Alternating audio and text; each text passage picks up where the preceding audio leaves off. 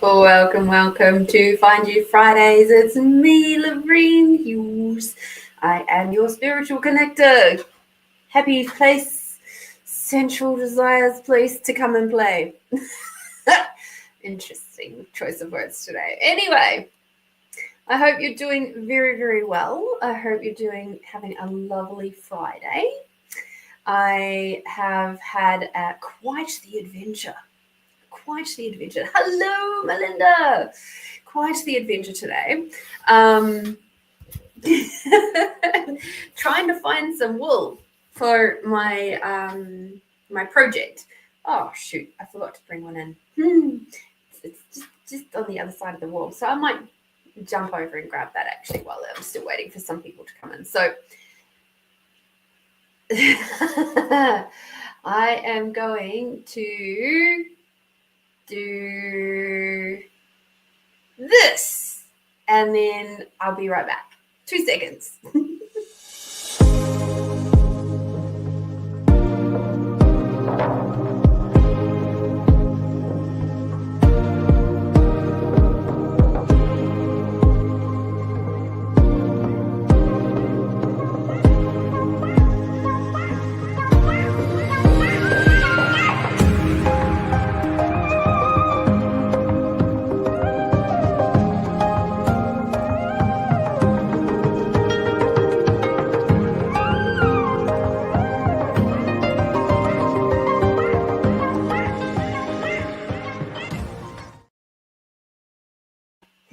Interesting. I've selected the in-person healings. Anyway, I have been known to do those things. Just at the moment, online is the way to go. Anyway, I was just too excited to be able to show you guys this. So some of you who are over on my Facebook land, you will have seen my latest project that I've been working on. I haven't touched the hooks in 3 years or more. And I saw this pattern pop up and I went, oh gosh, that looks interesting. And I thought, God, I think that would be really cool to do. And so I was passing through Aldi and I thought, hey, that looks like some really cool wool. I might use that. So I grabbed a few balls of a few different colors, thought, oh yeah, that should make a pretty decent sized project. It was, I don't know, maybe about 12 or so balls of wool. Hi, Rick. And yeah, it turns out that was, even though the balls were chunky and stuff, for the size of the project that I was wanting to do, it was not going to be enough. Now, for thank you, darling. Those of you who know Aldi, you know that if you don't snaffle up the things that you want pretty quick, they disappear. So after realizing that I would need a whole lot more to be able to create a blanket that was going to be the size for a queen size bed, I went, right, today I have to go on a mission to go and get some more of this wool. So I did. And I went to the store that was near me. And then I went to the one a little bit north. And then I went to the one sort of a little bit south, but not too far. And then I carried on down. And then I carried on over. And then I carried on over some more. And then I carried on down for a bit more. By the time I got to the 8th store, I think it was the 3rd store, I found one ball. And I was like, oh, God. And by the time I got to the last one, hi, Edwina. And by the time I got to the last store, I was like getting a little bit discouraged. This is like 4 hours of trying to find this wool, because it's not like I could go to a different type of store. It's not like I could stop in at Spotlight or something like that. It's like if you get stuff from Aldi, you have to get stuff from Aldi. And so 8th store, and I thought, I might just tune in on my intuition here. And I went, truth, is this the store that I'm going to find the wool? And everything said, yes. And I walked in and I didn't see it start off with. I only saw the chunky wool that all the other stores had. And I was just like, no. I thought, no. Just have a look anyway. It might be put somewhere else different. I walked around the other side of the aisle and they had all the chunky wool stacked here, which is the wool that I could see. And behind that, or beside that, was the wool that I required. And there was heaps of it. And I was like, hallelujah. Because I required about 32 balls of wool. And I was like, okay. So I just picked through, grabbed the colors that I required, and I added one extra one in there too, just to make sure I've got enough. And without further ado, this is what I'm creating. Isn't that just so cool? So, that was the back. This is the front. So isn't the leaf pattern cool? I absolutely love it. And it's not a pattern that I've done before. I've not seen stuff with these the leaf thingies. I'll show it to you in the yellow so that you can get a really good idea of what it's going to look like. But I've got a yellow. I've got this, which is like a pale green. This one is a pale green. I've got a pale blue. I've now got like a peachy color because I thought the peach would be nice to sort of blend in with this yellow. And I think I'm going to save the white, because I did grab a white, for joining, to join them up. So yeah, but these are huge. Like, this is my hand. One granny square is normally probably about a quarter of this. So it's kind of like I've done 4 granny squares at once. It's great. But it's going to be, how many did I say? 72 squares, roughly, that I have to make of those. And I've currently done 4 completed ones and 1 without the multicolors on the edge. So safe to say I've got a lot more to go. So yeah, that's my project. And I haven't touched a crochet hook in, like I said, about 3 years, or maybe even a little bit longer than that. So it's kind of nice. It's kind of nice. It's the best time to do it, being winter here. So yeah, I feel very happy to have that back in my repertoire of doing things. And the great thing about doing crochet at night is that it keeps my fingers busy. So I'm not having, I'm not eating, which is great. So I eat my dinner and then I sit down and then I crochet.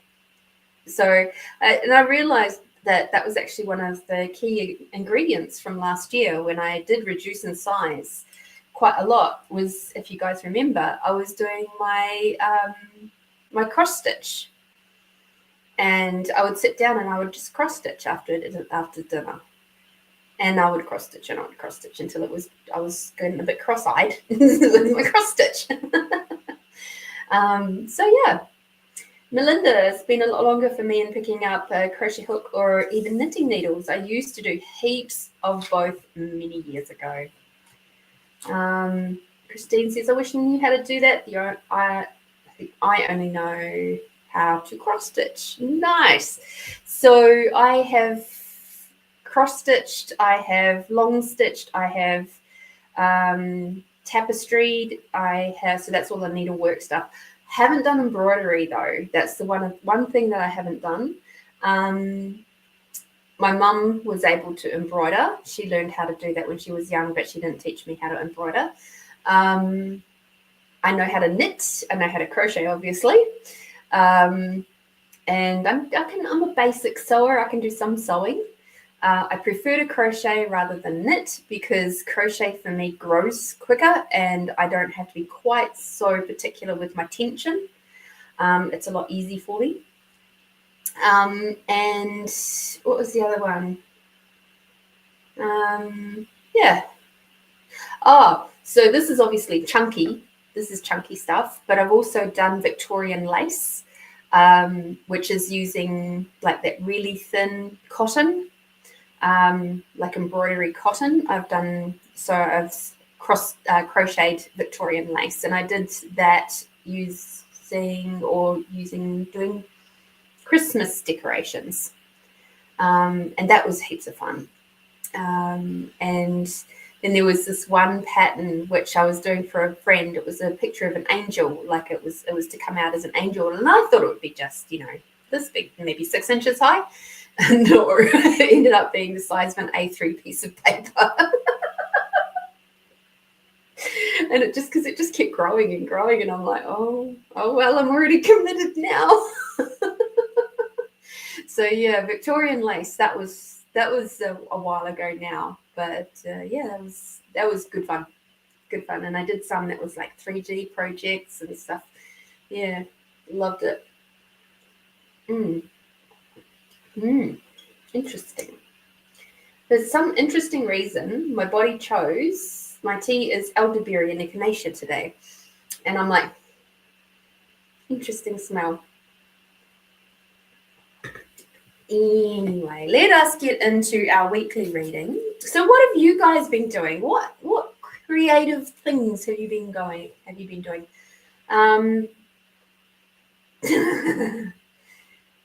You say I've got too much time on my hands. I have when I'm waiting for my washing.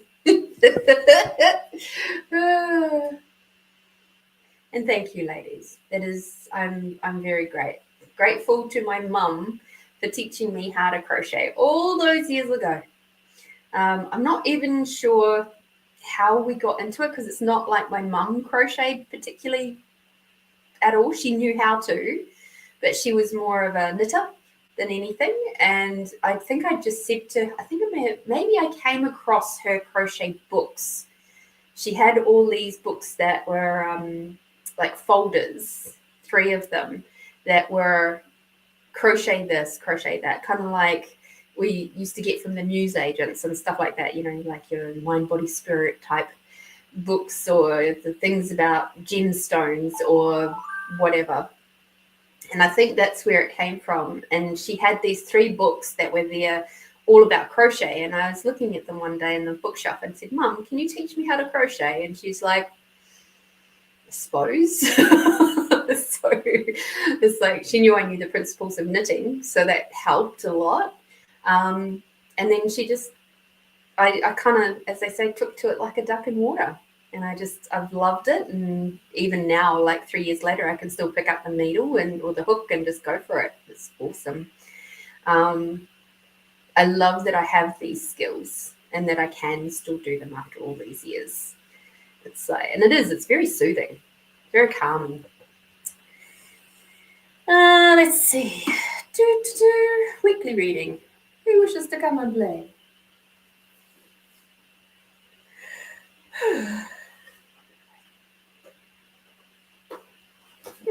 Okay. I might do some more Victorian lace one day. I gave most of the pieces away that I did. I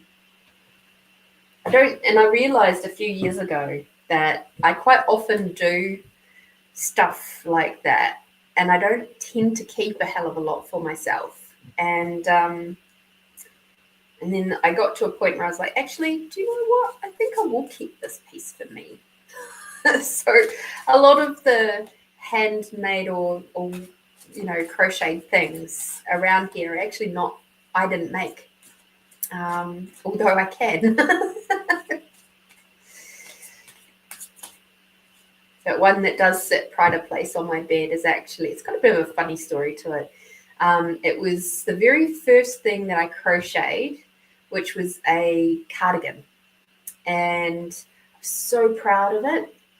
And my first husband, the delightful creature that he is, said, I'm not going to go outside if you're wearing that. You look like an old grandma. And I was so heartbroken that I was just like, I can't believe you've just said that. And so I hung on to the cardigan as it was for a few years, and then I undid it and turned it into a blanket throw that goes on my bed. So I took and I did that while we were still together, which was really funny because it went from being something that he, didn't want to be seen out in public with me wearing it to being something that he had to sleep with every single night.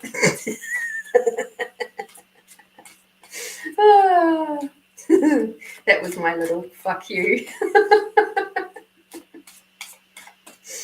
Oh dear. Let us have a look at this. Reading, it is from the 17th through to the 23rd. Thank you, teams. Ooh, all over the place.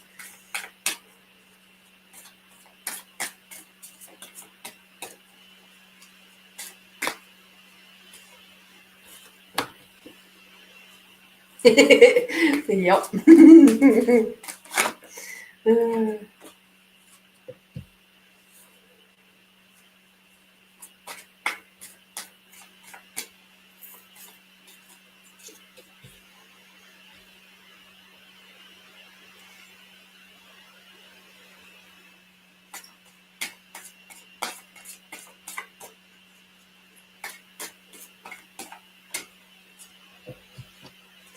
Here we go. Hi, Amanda. I see you relocated today. You'll have to let me know when you come a little bit closer to home again, okay? Just want to put it out there while I'm thinking about it. Oh, which reminds me, Rick, I remembered to send my water meter reading today.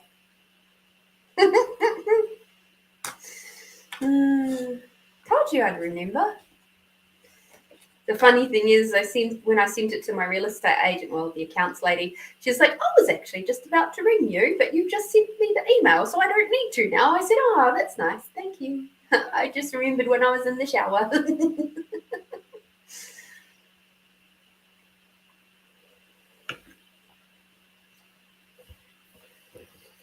Alrighty, my friends. So, weekly reading for the collective for the 17th of May through to the 23rd of May. Ooh, lots of heart stuff going on. Okay. Which now looking at these cards now makes sense. It's like, we're going to have a lot of heart-opening stuff happening this week for the collective. And if it's not for you directly, hi Joni, just be aware that you might have to be the support person for somebody else going through some heart stuff, some big heart stuff this week. Okay. So just have that in mind for this week to come. I know of at least 2 people in my world who are currently going through some big heart-opening stuff, where that could kind of go a couple of different ways. Either they could open up their hearts, or they could be crashing down and putting barriers up. Not just boundaries, but barriers. So just be aware that might be happening for other people if it's not for you. Okay. And if it isn't you that this is happening with, then that's cool.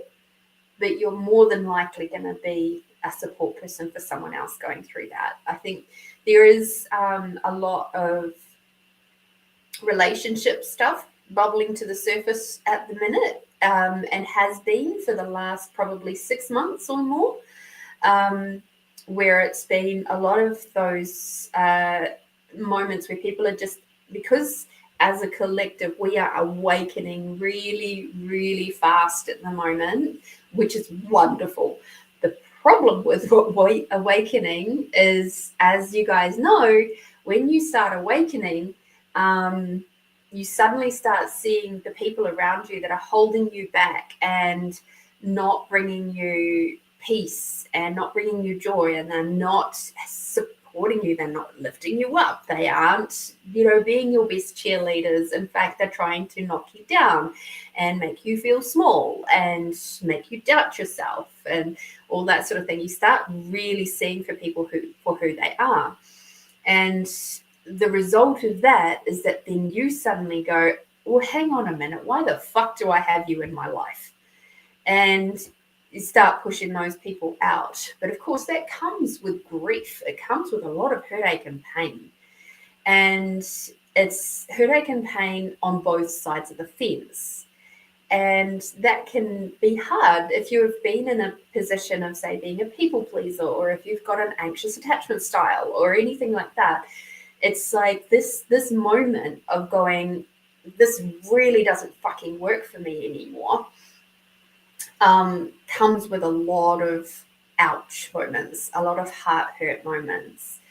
And for many of us, that sort of perceived rock bottom, I see that as being this beautiful bouncing point where it's just like, woof, from that point. You can't see it at the time. I certainly couldn't when I was going through that stuff, but now I'm on the other side of that, like a few years later or many years later, and I look back and I go, oh, that rock bottom, where I had nothing, I had no job, I had a whole heap of debt, I was, I had no house, I had nothing. I was living in my car, couch surfing and living in my car. That moment was actually the point where I bounced up. It was like that beautiful moment, like if you've ever been on a trampoline with someone else and they double bounce you and you just go, whee, fucking hell. That rock bottom moment was like that double bounce moment from my team in the universe to get me up and moving again. And this is the way that I sort of try and say to my beautiful friends who are going through a little bit of it at the moment. It's like, this is going to be a really beautiful moment for you moving forward. I know it fucking hurts right now, and I know it's horrible, and I know it's painful. You will be okay. And you'll look back on this and you'll go, thank God. Or deity, whatever deity you wish to talk to. So yeah, it's an interesting one. It's an interesting one. And because there are so many people awakening really, really fast right now, don't be surprised, because you guys are the pioneers, you are the guardians, you are the ones that have trod the path already. You'll know, and you'll be called upon to help support these ones, to help support your friends, help support the community as it moves forward. So congratulations, thank you for being such beautiful guardians and of the path moving forward. I very much appreciate you. And let's see how we're going to function with this week ahead, okay? So we've got the first card coming up is the vacuum away fear. So again, this is about all the heart hurts. It's the fears that come up with heart hurts, right? It's the stuff that comes up when we are in those depths of like going, oh, I'm just shit, I'm terrible, I'm afraid I'm never going to find another person, I'm never gonna, or I'm never enough, or whatever. All that negative self-talk, that's going to be coming up this week. Whether this is for you or someone close to you, this is all the things that will be coming up this week. Okay, so this is your moment to go, okay, how can we best deal with this? Interesting that I brought that other thing with me today. So vacuuming away your fear is, it's emotional stuff, right? And if you sit with the emotions, and I do apologize if I get a little bit funky with my reception tonight because it is starting to rain. So hopefully the Starlink is going to be good. But if I do get a little bit patchy, I'm sorry. So fear is emotions. It's unprocessed emotions. So if you or your friend or close person to you starts going into like a little bit of the fear spiral, stop, breathe, and ask, what are the emotions sitting under this? And keep digging down, okay? It's not about going through a never-ending spiral. And if somebody says to you, it's everything, it's like, no, it's not everything. It's never everything. There's generally one or two things that is the core of what's going on. Okay. The next card that's coming through is, if you get nervous, focus on service. Sometimes when we're going through our heart stuff, sometimes the easiest and the best way to get out of it and to like process it through is to focus on somebody else's stuff. I know that for many of us, we kind of go, oh, I know you're going through it at the moment. I'll just leave my stuff over there, and, you know, I don't want to bother you because I know you've already got heaps going on. What if you ask? Or, you know, somebody's got a lot going on. Ask, what can I do? And if they can't think of anything because they're in it, you go, hey, would you mind helping me out with blah, blah, blah, blah, blah? Okay. In doing that, what you're asking is that person who's in pain, who's going through it, who's in their sadness, is giving them a reason to be of service, to be of use. Because quite often when people are in their fears and all that deep emotional shit, they feel like they're not useful. They feel useless. They feel worthless. So give them reasons to feel useful and worthy. Okay? And that works for yourself too. All right?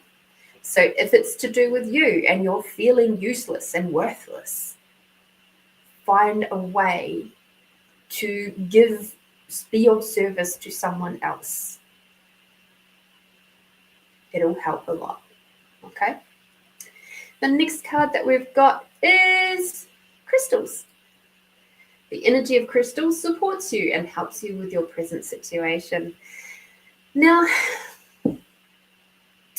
I love crystals. I do. And there is a part of me that goes, I really wish I'd remembered more about how crystals work. And I got some basics down. It's like we've got this big, beautiful rose quartz ball, right? How gorgeous is that? This beautiful sphere.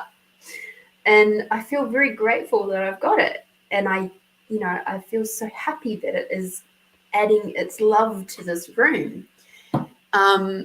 And yet there is so much more that our crystals can do for us. And Tony, you're really experienced with your crystals, and you know what they do, and you've worked with them, and you currently work with them, which is really cool. So what if in those moments that you're feeling a little bit funny or funky, or perhaps a friend is feeling funny or funky, maybe you can find a little crystal for them that might make them feel a little bit better. I know when I was going through near the end of my first marriage, and hematite came into my world. Of course, we know hematite is all about strength. And I sure should have had some when I was ending that relationship. But, you know, it's funny how crystals come into our world right when we require them. More recently, I had tiger's eye was featured really, really strongly in the crystals that were coming to me. So that's kind of cool. Be aware. Crystals might play an important part of supporting you or your loved ones, this particular loved ones, close friends, this particular week. Release is the last card for this week. Work with Archangel Michael to let go of what no longer serves you or your purpose. As I said right at the beginning, we are getting a whole lot of people waking up really quickly and figuring out what no longer serves them, what points of views, what belief systems, what people, what situations, what habits, addictions, etc. are no longer serving them, and they're going through massive grief right now. And grief is also a releasing system, right? So this grief can also pop up in interesting ways. Like one of the things that happened for me was I had a really shocking morning sleep. I woke up at about 2:30 in the morning this morning, and I dreamt that there was a daddy long-legged spider that was almost crawling into my mouth, and then I'd rolled on it, and then I'd squished it, and so it was like half alive, half not. Turned out it was just my hair tickling my face. That was a little bit disturbing. Woke me up. Of course, that meant I had to go to the loo. And when I got back to sleep, which took me a little moment, and yeah, there was a lot of dream. There was this big long dream, and the main features of it was there was an X in there. There was dirty and clean laundry in there. There was another big feature was water, spilled water, leaking water, and something else. I can't remember what the third water thing was, but there was a bit of water stuff happening in there. Of course, in the laundry situation, there's water. And I was talking about it with this morning, and he said, it's like you're cleaning the laundry of life. And I'm like, yeah. And I loved that particular turn of phrase. But it's like in my dream state, I was also releasing a lot and just realizing that there was a lot of stuff that I had let go of in my life, and realizing that the emotional state that I've been now is a lot more calmer than what I've ever been. And I'm not running around after everybody else all the time, and I'm not doing this and I'm not doing that. It's very interesting. It's very interesting. So yeah, even for me, I'm getting a lot of release stuff as well. It's not nearly as brutal or as harsh as what it would have been, 10 years ago. But it's still happening. And this is what I say, our spiritual progression never stops, because we're always uncovering the next layers and the next layers and releasing the next layers when they're ready to be released too. Okay, so yeah, daddy long legs spiders. I didn't look up the meaning of spiders in my dream book. I don't even know. I don't think I have my dream book in here. I think it's in my other room. But yeah, that was a bit of a whoa. Okay. The yummy card for this week for us all is to acknowledge. Okay. So with that, acknowledge how far you've come.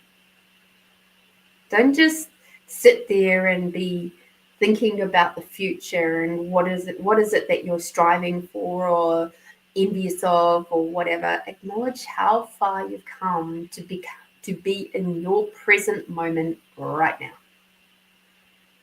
Okay, there is everything that you have been through, all those moments that you felt were going to be your last on this earth. You've survived them. You've thrived through them to get to where you are today. Remembering this is a message for everybody. Okay, so just please acknowledge your space, your growth over this last your years, your last lifetime.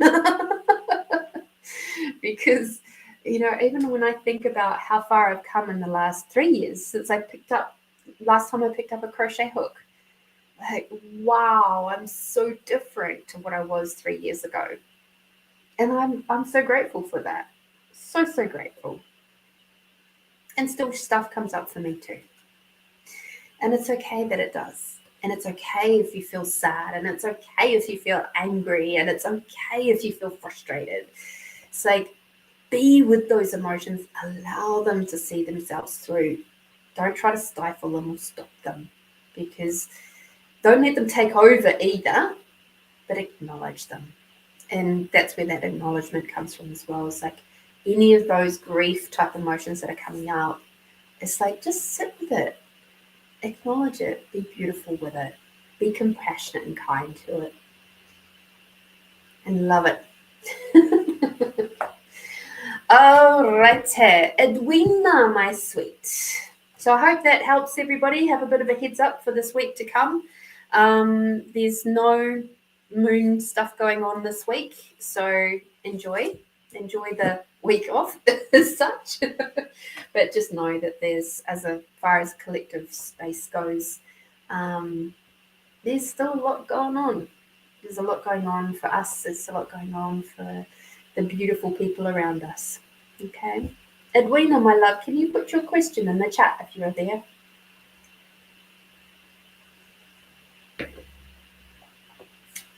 So Edwina and then Christine, your questions are next.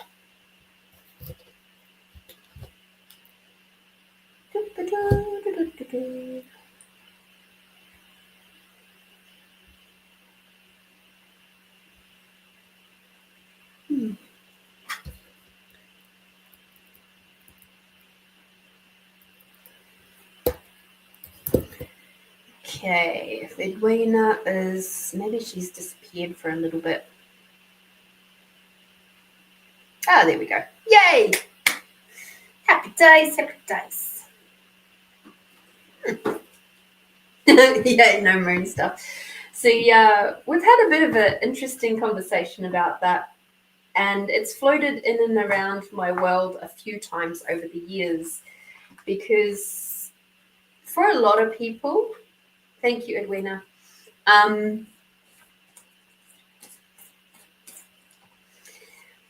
they use the moon, the retrogrades, as excuses for poor behavior, and which then of course gets a lot of other people's backs up, because they're like, what the don't blame the moon or retrogrades for your shitty behavior or attitude or whatever. And I completely agree with that. It's not an excuse for poor behavior. For me, when I wish to acknowledge the moons and their impacts, it's because the moon does have an energetic influence in my life, or an impact in my life, but it's not an excuse for bad behavior or bad attitude, right? So it's little things like, I acknowledge that when the full moon is around, my movements are a lot slower. My energy levels are a little bit lower. So it makes me a little bit more lethargic. Whereas when I am around the new moon, I am like twice as fast. And I notice that mostly with my work, because when I'm just by myself, I don't really click. But because my work is so regimented, like with my times for each client and all that sort of stuff, and especially when I was doing more schedule cleaning and like the same clients each time, I'd be like, oh gosh, I've actually done this 2-hour job and it's just over an hour and I've finished everything. Like, oh my God, or I'm near to finished. I can't mop the floors just yet, but okay, what do I do? How do I fill in this time? Whereas come a full moon and I'm just scraping in, right? So it's like, it took me a while, but then I started to, and probably thanks to this show actually, I started to see just how the moon and the energy of the moon had an impact with my energy levels and the speed that my muscles could work at. So it's like I said, it's not an excuse. It's not that. It's just, and the great thing is that when it was the new moon time, my clients freaking love it, because then I'm doing extra stuff that isn't done normally. And they're like, woohoo, you're moving hoops fast today. And I'm like, yeah, it's great, isn't it? Oh dear.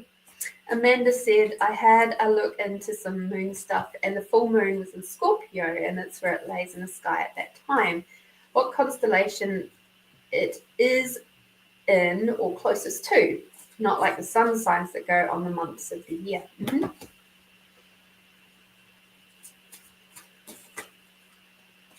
Tony says, but you can because of the astrology points, and boy, I change each time without realizing it. Yeah.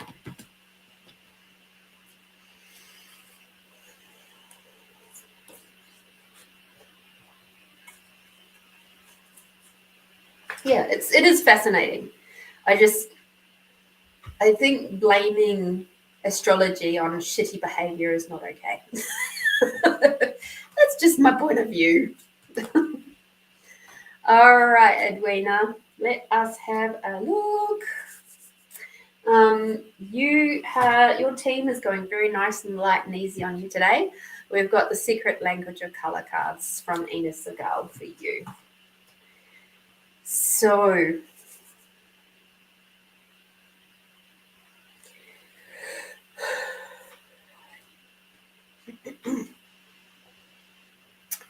we have Violet is your first card, which is to create a balanced life.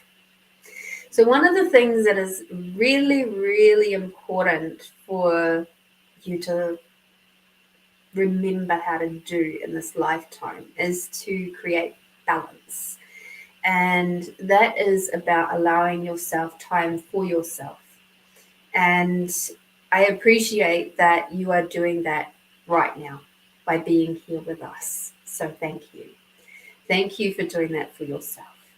And your team is asking for you to bring it in even more so. Okay.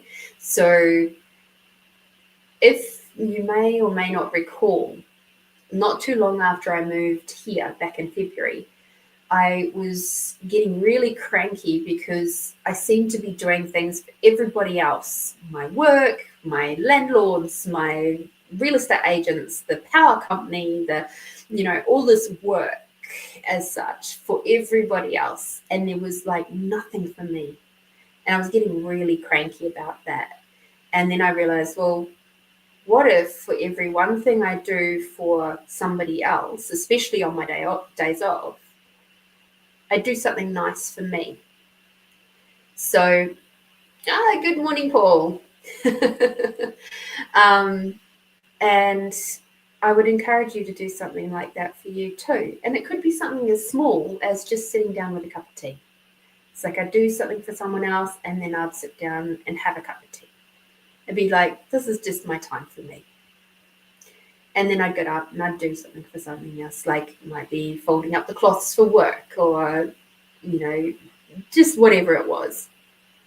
And slowly, after a little while, it was like, okay. And I felt more in balance between my responsibilities that I have for work, for, this property and everything was balancing out between that and me. This is what they're asking for you too. Bring it in the little bits that you can. And when you can do big bits, do big bits. Like if you can take half an hour and have a bath, cool. Like do that for yourself. If you can take yourself off and get a massage somewhere, do that. Do those little things that have big energy, like balancing payoffs. Okay. The next thing we've got is Emerald, which is about calming your mind, body, and soul. So again, we're still on the same theme, right? And what I was getting when I picked up this card is breath work. Breath work is something that you can bring in anywhere, anytime. You can do breath work at work. If you find it a bit weird to do it while you're actually physically working, do it when you go on the loo. Go and have a few minutes and do some breathing. Do your box breathing. Do the breathing where you do an in and then an out, but you increase the length of time. So you breathe in for 4 seconds, breathe out for 4, or you can do in for 4 and out for 5, in for 5, out for 6, in for 6, out for 7, in for 7, out for 8.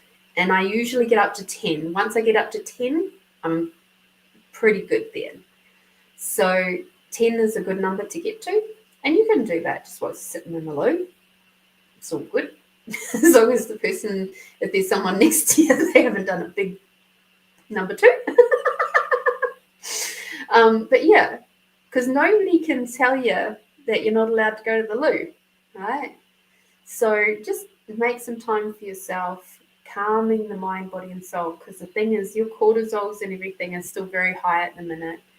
And something that I've been learning lately about cortisol, it's not great to have a lot of it at a high level for a long time, because what that does over a lengthier period of time is it can actually stop you from absorbing enough, and especially for us women, it can stop you from absorbing enough calcium, and it can also, which then affects your bone density.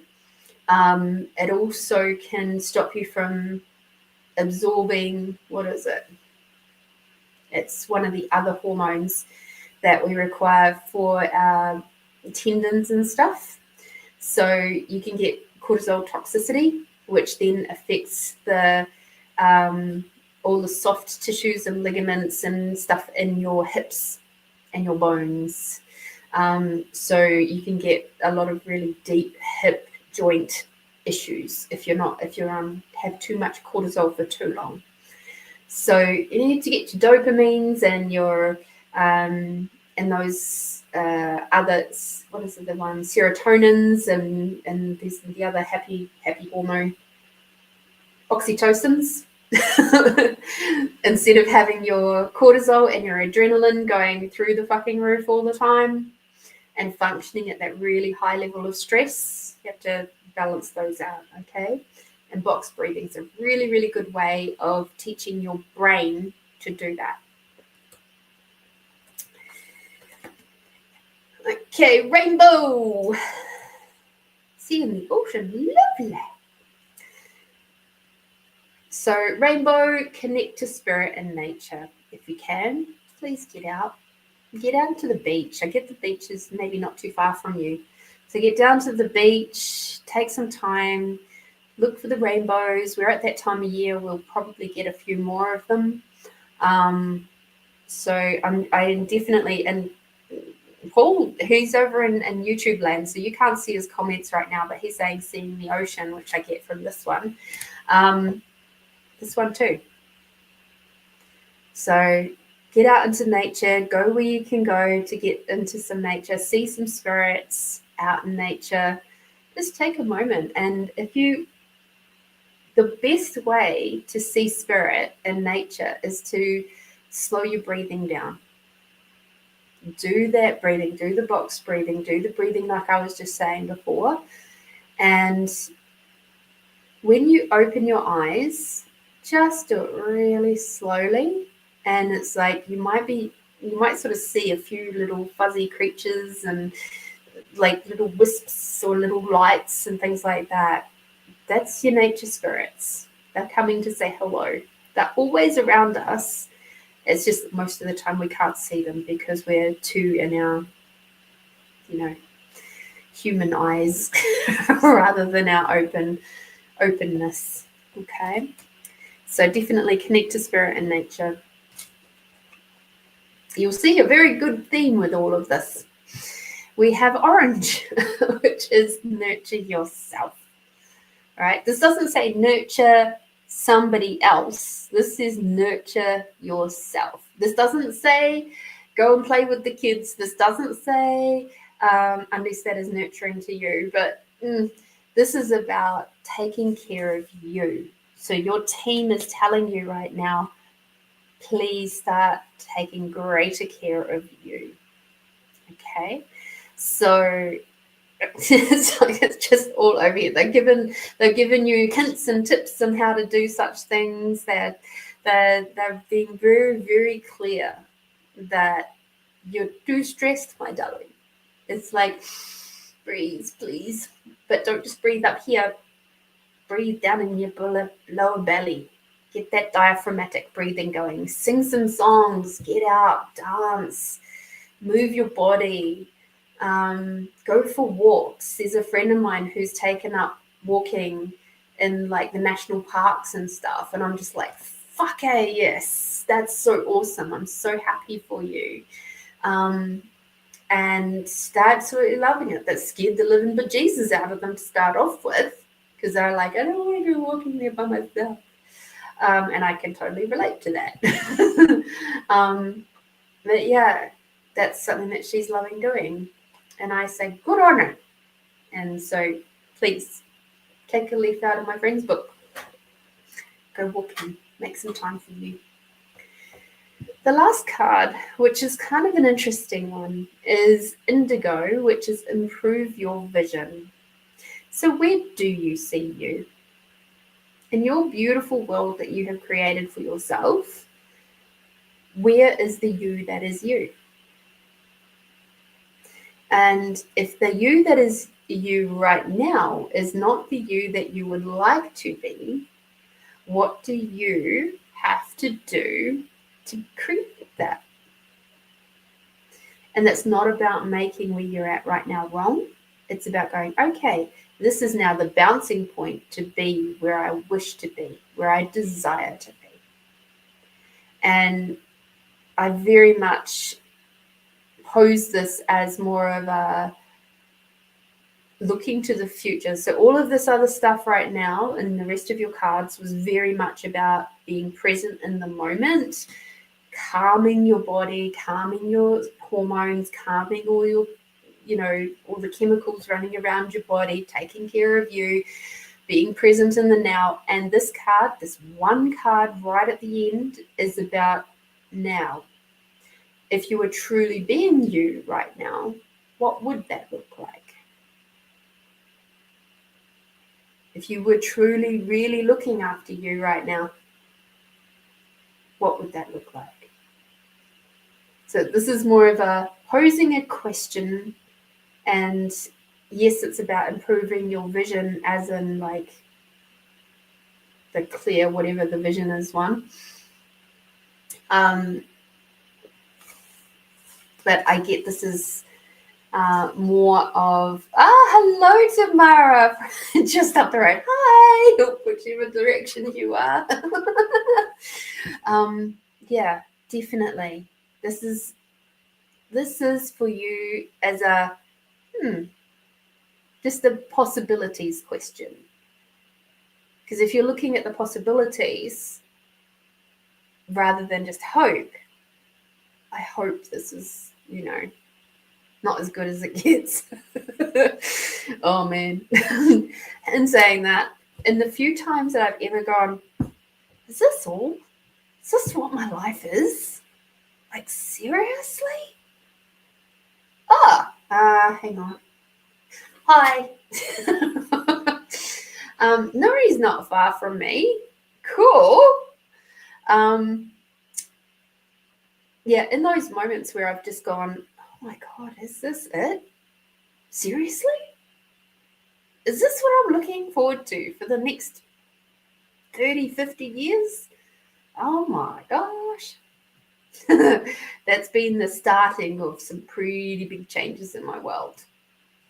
And I get that that's part of where this is coming from. It's like really taking that good look at your world around you and going, okay, once you've taken care of you and made that the habit of taking care of you first, then have a look at it.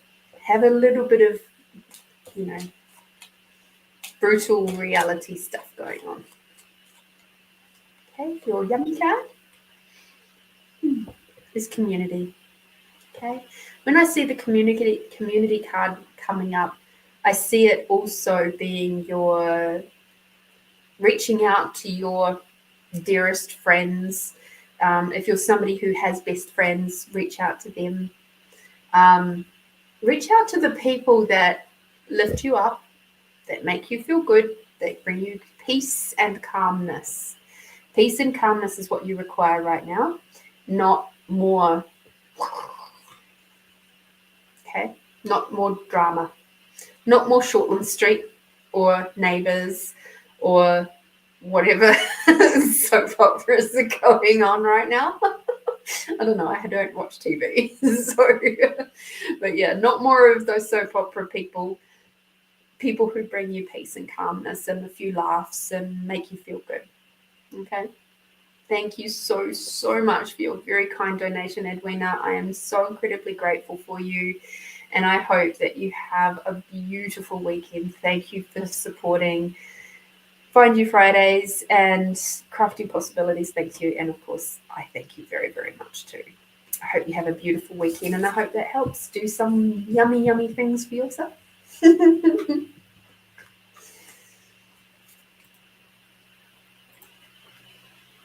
Yeah, Nuri's only, oh gosh, how far is Nuri from me? I'd have to Google it.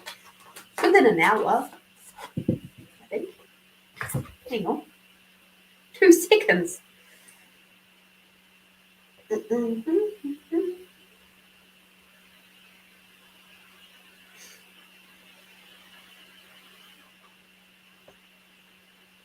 Oh, 33 minutes from me, apparently. Imagine that. I'll just pop over and see you after the show, eh? Just kidding.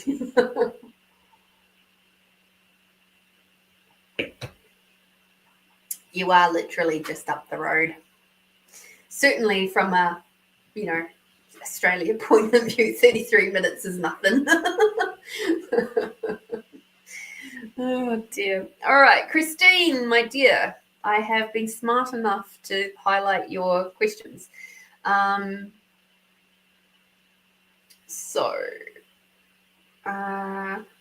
Your first question is this one. Let's see which pendulum wants to come on play. Would like to come and play with you. This one, apparently, for the car question. Yeah. Okie dokie.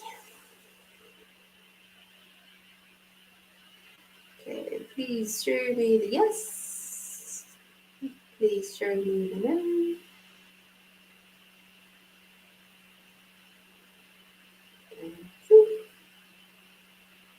Come back to neutral, please.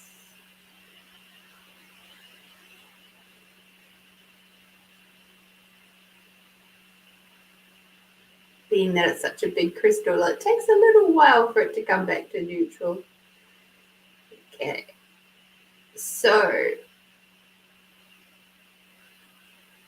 truth. What will it create if Christine gets the BMW x5 2025?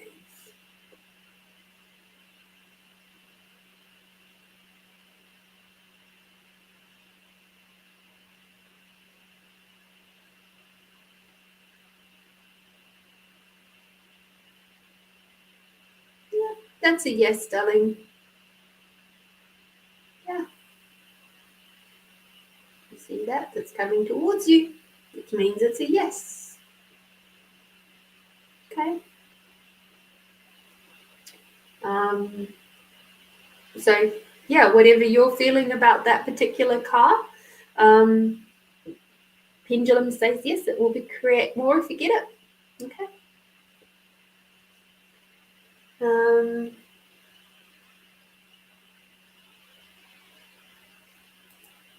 Okay. Do you wish to stay with this one for the doctor question? No. Okay. Doctor. Who wishes to come and play for the doctor question? Okay.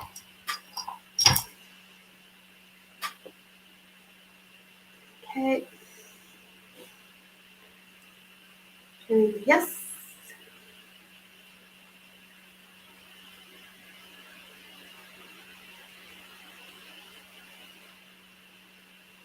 Cool. Show me no.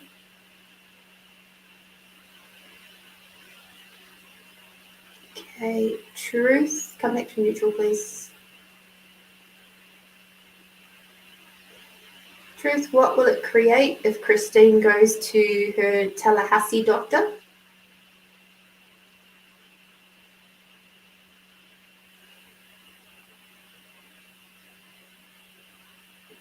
Truth. What will it create if she goes to her Orlando doctor?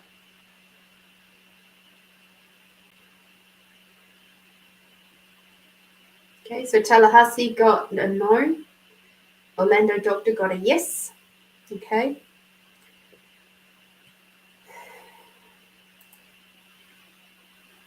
All right. So what is happening to me is what is happening to me currently, serious medically wise. Hence, am I going to see the Tallahassee to get a sonogram as to why I'm bleeding after postmenopause? Okay. Christine, first of all, I would be educating myself on a lot of the symptoms that happen with perimenopause. One of the ways, and sorry for others who are like, I've already been through this, or they're currently going through this, or haven't been through this yet. One of the things that I realized through my journey with perimenopause, and one of the big symptoms that I realized that was happening, or signals that I was going into perimenopause or was in perimenopause, was my periods were all over the place. And previously I had been on the dot, perfect, 5 days, bam, done.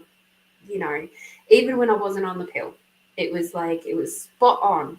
Within 24 hours, I was like, yep, it's here. 5 days, bam, done. And then things started going really weird. And I would have some that would last for 10 days, some that would last for 3 days, and then it would stop for 4 days, and then it would start again for another 5 days, and then it would stop again, and it would be gone for maybe 2 weeks, and then it would start again, and it was just all over the place. And that was one of the really big signs that something funky was going on, that actually took me to the point of getting tested to see if I was in perimenopause. And I didn't have really a little bit of broken sleep, but nothing too terribly major.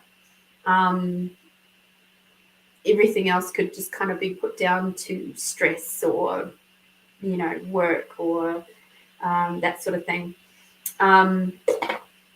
But definitely perimenopause, I have since learned a lot about perimenopause. One of the symptoms and signs can be itchy ears, which is something I actually get a lot of now. I get really itchy inside my ear hole. That is something that is actually related to perimenopause. Fun. Decreasing in eyesight is another thing. There's loads and loads of symptoms that now get spoken about a hell of a lot more than ever before. Like I've watched many videos now on YouTube about perimenopause symptoms. So be aware that that could be all it is. Okay. So with that in mind, so truth is what is happening with Christine. Serious.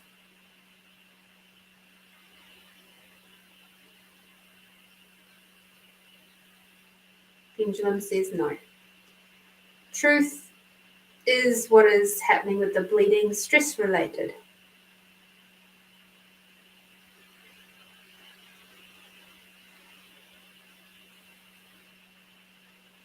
Pendulum says yes. Truth. So come back to neutral, please. Stopping. Truth is what Christine is going through, perimenopause.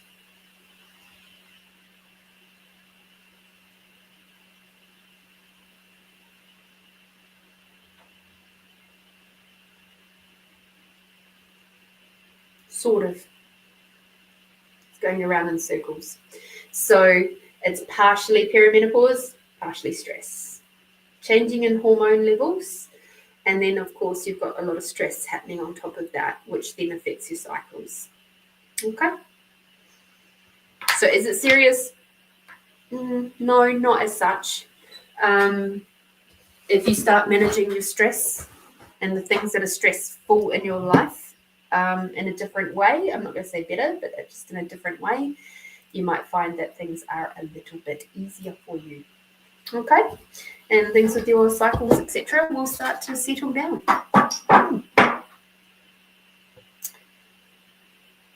All right, Amanda.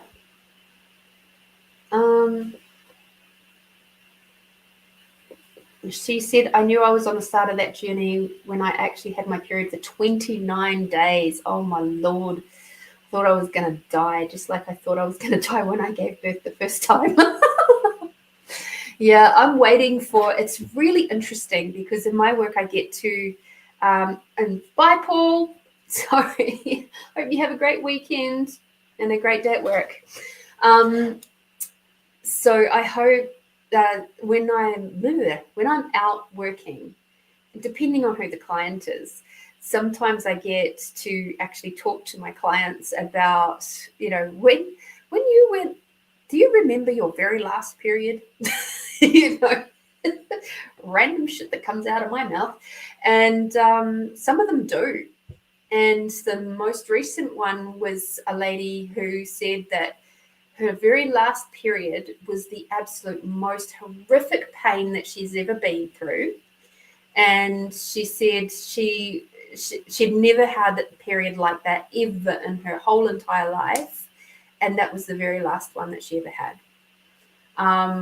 There was another person I remember told me that their very last period was so light, it was almost non-existent.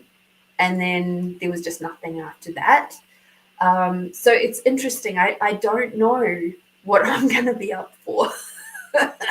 And I don't have the kind of relationship with my mum where I can ask her. So, yeah, it's interesting. I'm curious. And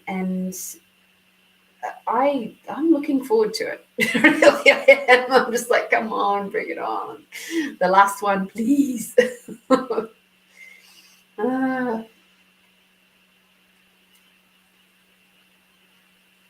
Yes, 12 months, then you're classed as actual menopause. So 11 and a half months, oh, you must have been like, yes. And then it was like, oh.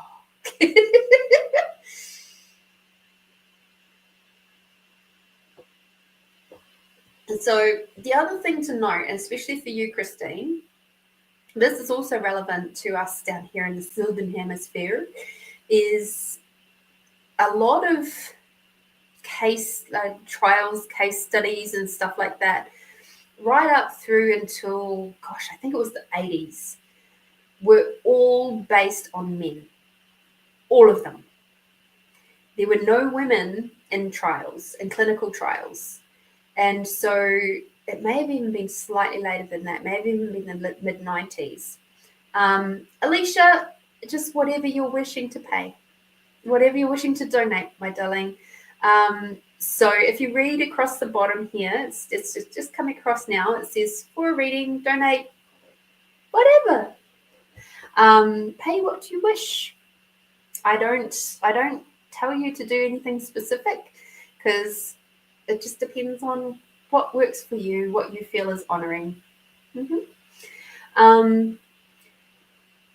So yeah, when it comes to information about women and what we go through, what works for us, what doesn't work for us, a lot of it is very new knowledge. Like, it's not even as old as me, which is freaking bonkers to me. But, obviously there's some stuff that is older than me, but not much of it, to be fair. And so there are still some doctors out there that are still working on just use the PayPal thing. It's in the Alicia, it is in the comments section as well. And it's on the show notes. If you look in the description, because you're over on YouTube, have a look in the description. The little PayPal link is in there as well, darling. So yeah, it's fascinating to me that there is so little information, or it's very new information for us women.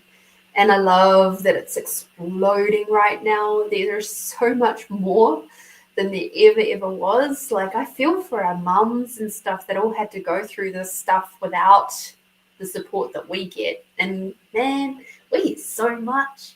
I feel so lucky. So even one of my other friends who's on not HRT, but something similar, and she's found that to be really, really useful.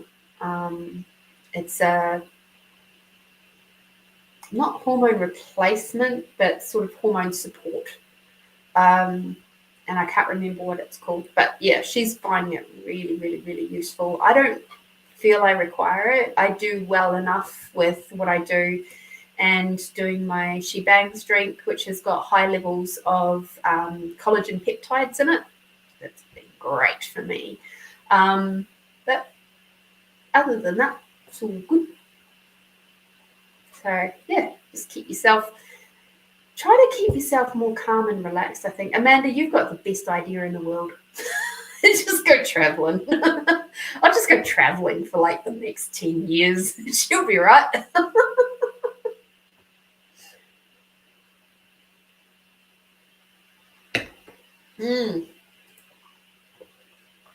All right, my friends. Let us, I think we'll do some gratitude poetry readings, hey? So,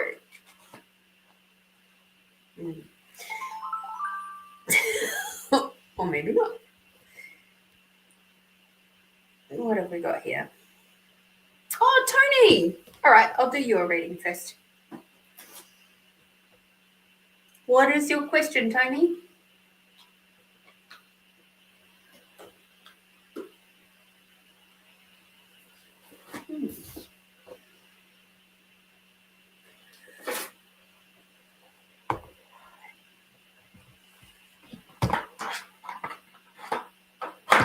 You tried hormonal replacement? Yeah, HRT? Yeah. Interesting, hey? I love it. This the other thing is, like, everybody is so different. And something that came across my news feed this week, let me just bring it up so I've got the information right in front of me. It was talking about how human DNA plays like music. So there was these couple, I'll just narrow it down for a moment. There was a couple of Russian scientists that they discovered that the nucleotides are like a kind of a text containing information. And each of those nucleotides is a letter in the genetic test, and it has a specific frequency spectrum. So when these frequencies are translated into frequencies that the human ear can hear, it actually starts to sound like music. So it sounds like it's a beautiful symphony of music. And they also realized that when there was something that was a little bit off in our DNA or in the body, that it would change the music. It would kind of be like a bit of a bum note. And it would be like, bonk, bonk, you know.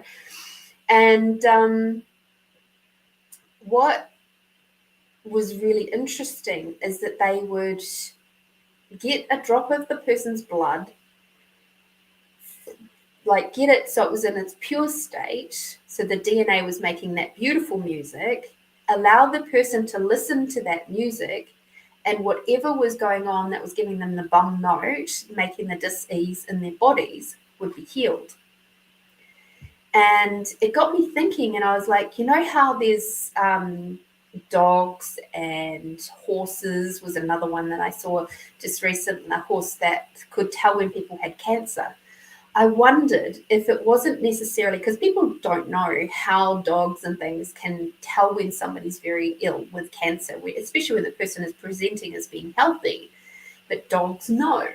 And I'm wondering if it's not about the smell of the person, but the beautiful frequencies that are being disrupted by the cancer, that the dog can hear because they've got so much greater hearing and finer hearing than what we do.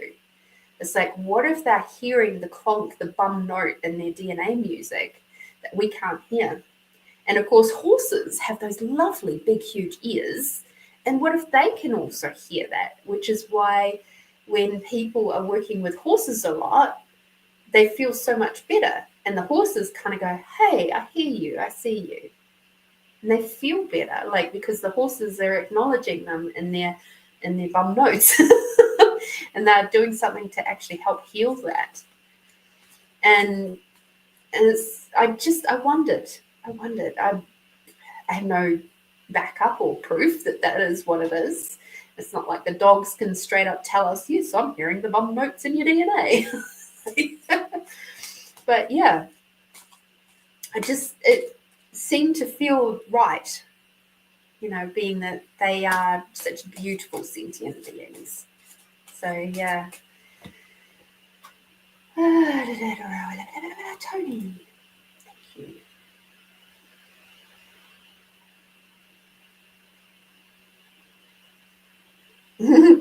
Bum notes, yep. Same difference, Christine.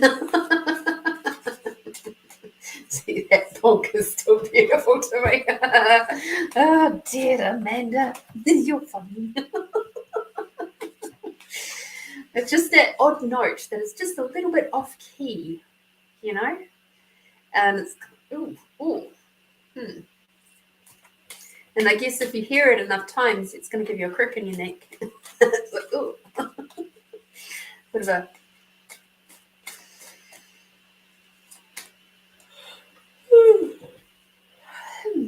That's a nice big yawn.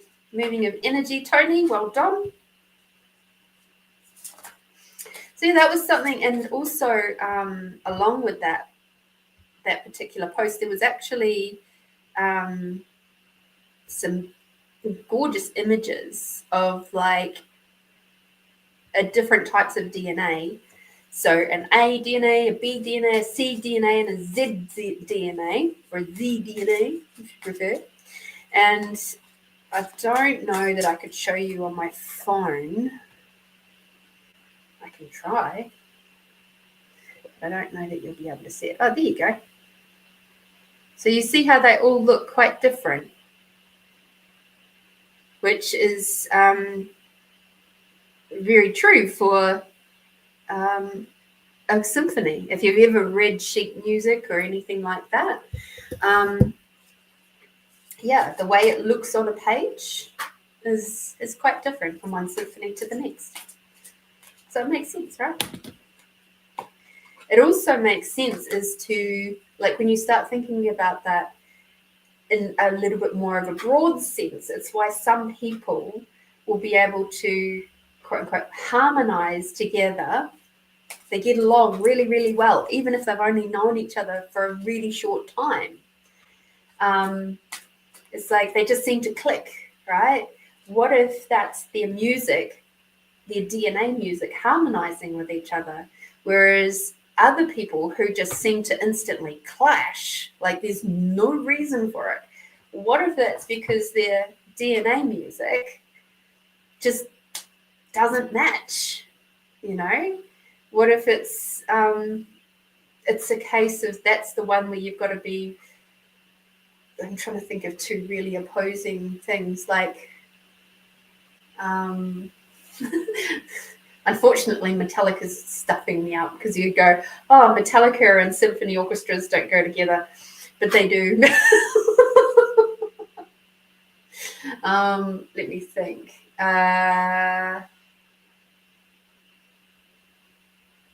Thrash metal and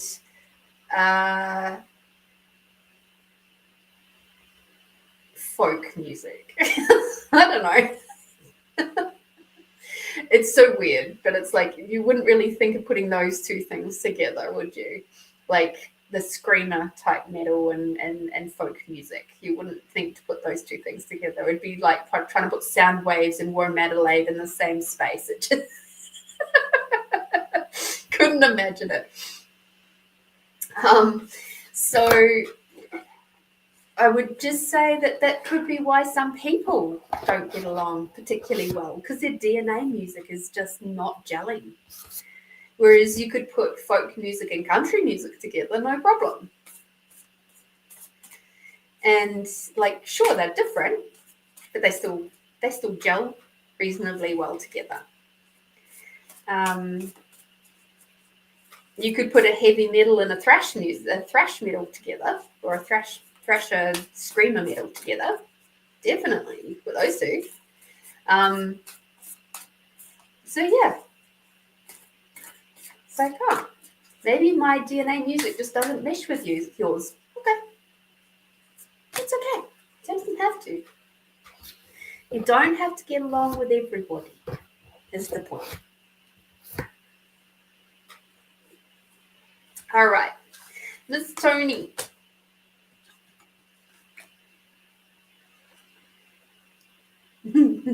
Thrash and classical. Yeah.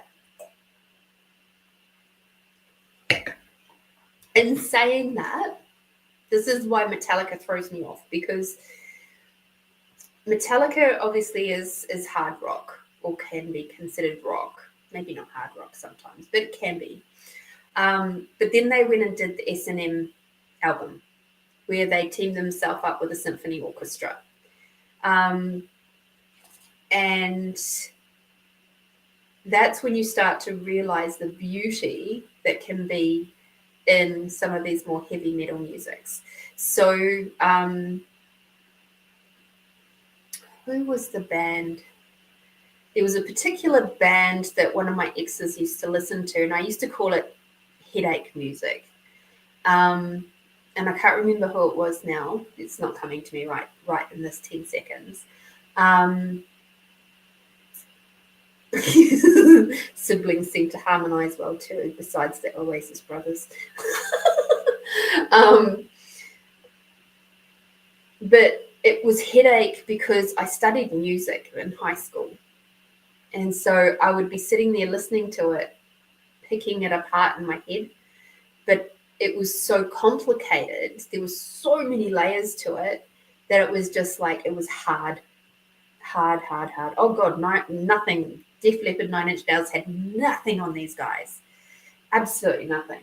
And it was, yeah, I can't remember exactly who it was. It was right up there, sort of like with Rammstein, because that was another band that they used to listen to. Yeah, no, it's not coming to me right now, but that's okay. It'll probably come to me later. But anyway, back to Tony. Let us have a look. You have actually had a divine feminine goddess come out to play for you. She is asking to support you this week. Now, I know I didn't acknowledge it at the time, but I did see in passing that your beautiful sweet pussycat is going to be moving off to her next home this week. So my heart goes out to you for that one, darling. And I hope that you can find some peace within yourself around that one, okay? So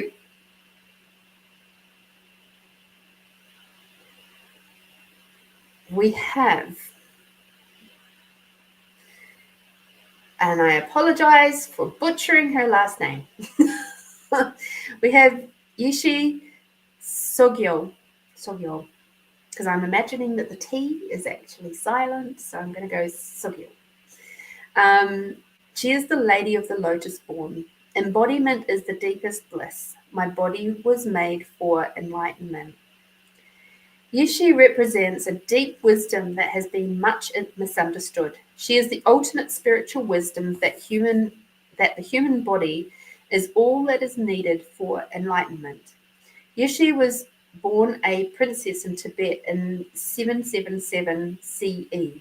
According to the legends, she was born in the same way as the Buddha. A mantra resounded and her mother gave birth to Yishi painlessly. Her name means Wisdom Lake Queen because at the moment of her birth, a nearby lake doubled in size symbolizing her tremendous wisdom, her waters of enlightenment. From a young age, Yeshi only wanted to practice the Dharma instead of getting married, but the Emperor of Tibet gave her to, Padmasambhava, who had traveled to Tibet from India to spread the Buddha's teachings. He became her main consort and husband, and together they founded their own lineages of Buddhist teachings. She spent many years isolated in meditation and accomplished several cycles of tantric spiritual practices. She received esoteric initiations and became known as a fully enlightened Buddha in the form of an ordinary woman. She is also considered to be an incarnation of Vajrayogini, and her husband predicted that she would reincarnate as the legendary Tibetan Buddhist tantric teacher and yogini Mashig Labroden. I apologize for butchering all of those names. Anyway, basically, her husband reckoned she was going to get reincarnated as a legendary tantric teacher. When your soul selects her card, it can be so easy to forget that everything we touch, everything we say, and everything we do is not separate from the divine. Yeshi embodied one of the most potent spiritual truths. The female body is an asset to enlightenment, not a hindrance. The body is a vehicle to free us from the idea that there are any limitations to reality.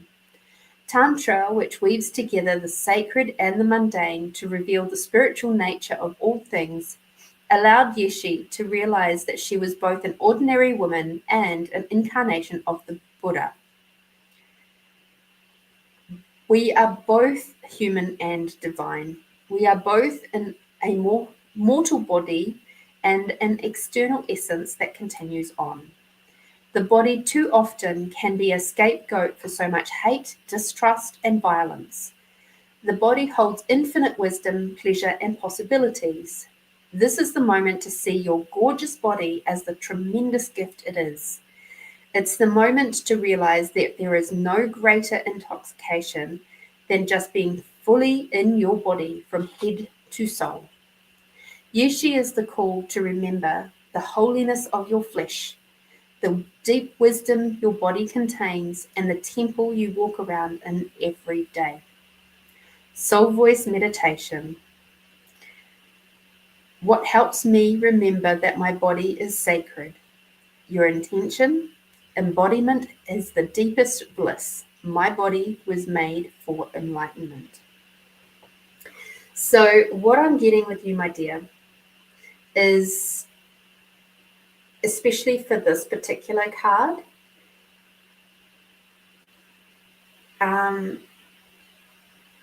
is maybe, just maybe, your greatest purpose in this life right now, and the thing that is going to be your most beautiful karmic rebalancing, is to love your body for the beautiful gift that it is. No matter what is happening with it, loving it anyway. Bringing in those energies of Tantra, which is about loving and cherishing and nourishing and nurturing. It's not about sex. And to come back to the place where you're just like going, yeah, my body is absolutely sacred. And as your sacredness, in your sacredness, Yeshi is helping to remind you of that for you. By doing this, what if, just ponder this for a sec. What if in all that you are going through with your body, that you go, oh, it is so beautiful. I am so grateful for you. I'm grateful for all your tremendous things that we've done together over our lifetime so far. What a gift you are to me. And doing that and being so deeply, deeply honoring of you and your body, you're breaking some of those ancestral traumas around bodies. You're breaking some of the traumas from you being passed down through your daughter, and also for you moving forward into your next lifetime. If you choose to be reincarnated again, you're not going to be bringing through that old trauma of body stuff anymore. You'll come back or go forward to your next life in the space of absolute delicious tantric filled yumminess and nurturing for bodies.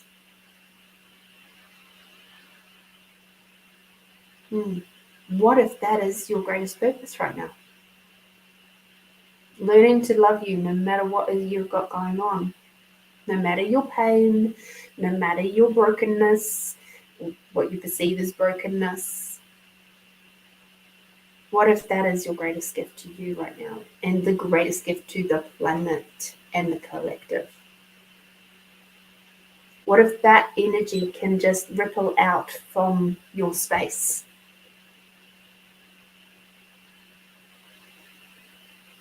Something to think about.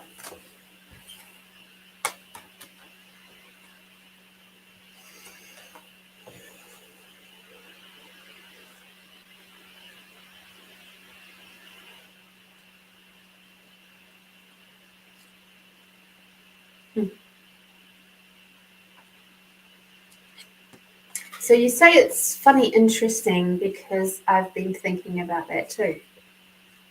Now, the very first card that's coming out from the mystical healing from lovely Ina Segal is listen to your intuition.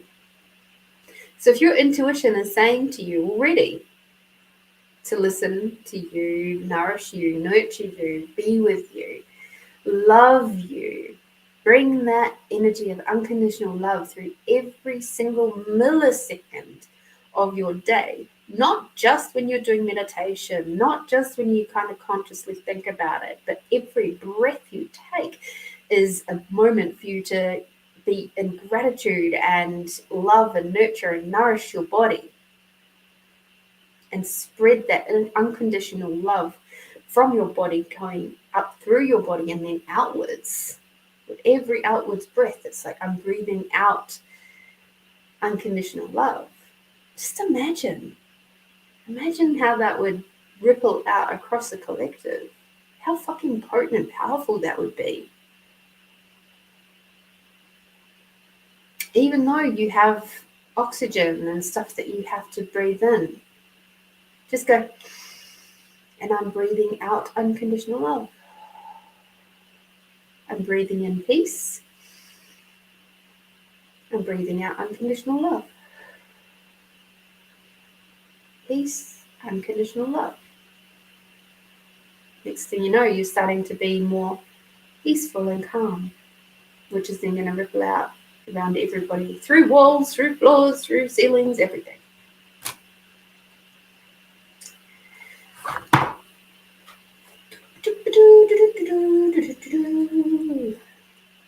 Just do a quick read of this one.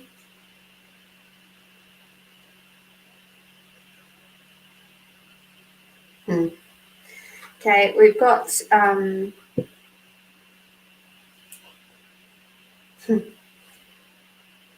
cool. So this next one says, examine your integrity and to stand strong in your convictions. What I see mostly with this card is, again, remembering that when you look at the bigger picture and ask what are the long-term consequences of this choice or this decision, right? Peace, unconditional love, So this is again looking at paying attention to your intuition. What truly does your intuition say is going to be the best choice? Here we go. Peace, unconditional love, right?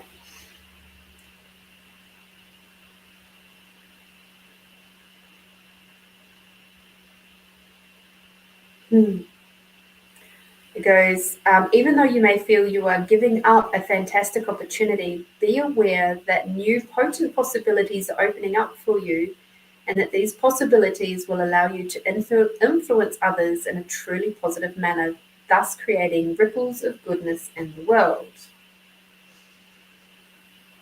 Peace, unconditional love. Okay, again, think about if you're breathing in peace and breathing out unconditional love, you are in your truest integrity. And that is literally going to be rippling out across the world. I remember when I first became aware of this, I was talking to a lady who I later became a virtual admin person for. And she taught me a lot of stuff. She was my first real big mentor into this world of healing and the spiritual world. And she said to me, I was talking to her on the phone, and I'd gone out into the garden, and we were growing zucchini at the time. And I was like, hello, little zucchini, because it was just a little one. It was only a couple of inches long. And she goes, you do realize that when you said that to the zucchini, that was felt right around the world. I went, what? She goes, yeah. Whenever we share our emotions like that beautiful integrity, that ripples out across the world. I just went, whoa, because I could feel the truth of what she was saying. So the more that you're diving down into that space of breathing in the peace, breathing out the unconditional love, that's not only for you, it's for everybody. That's a beautiful gift, and it doesn't cost you anything. Well, it might in the oxygen tank, but we won't go there. We shan't go there.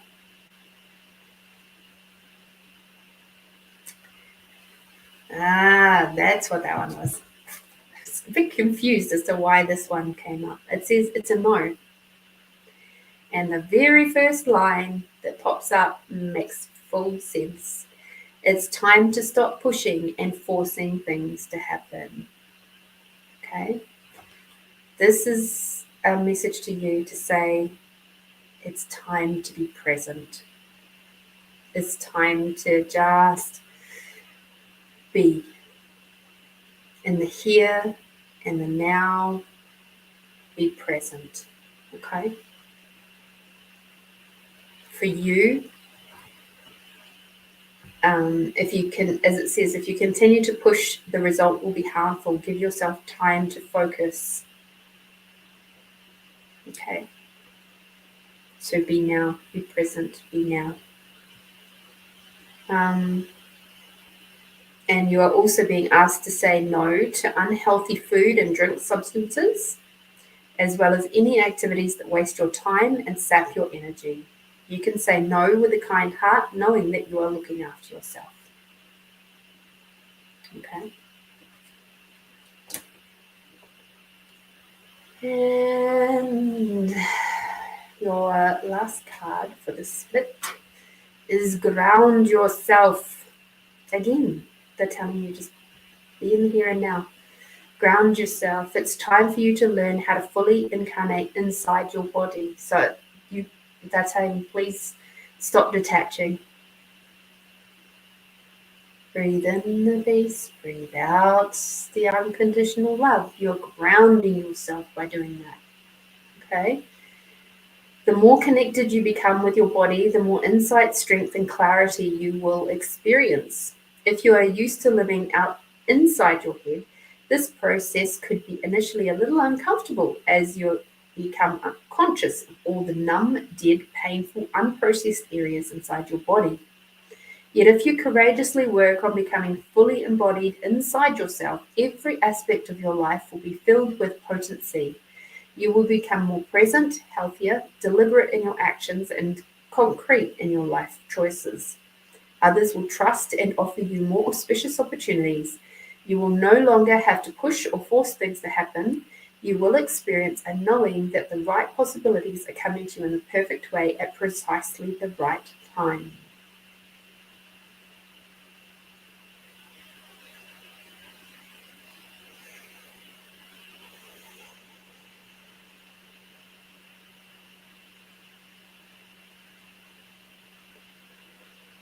There we go.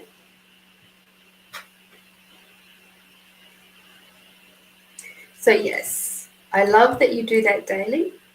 And also, breathe in, peace, breathe out, unconditional love.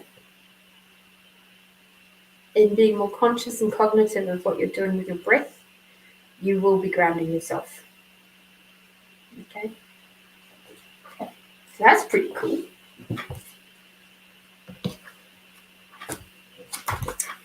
All right. Now let's see what your yummy card says. Hi, Tina. Long time no see.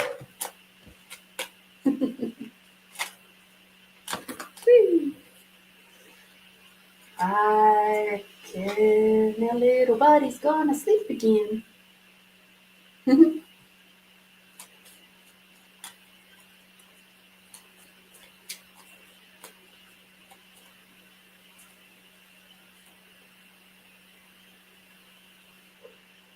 Open-hearted is your yummy card, my dear.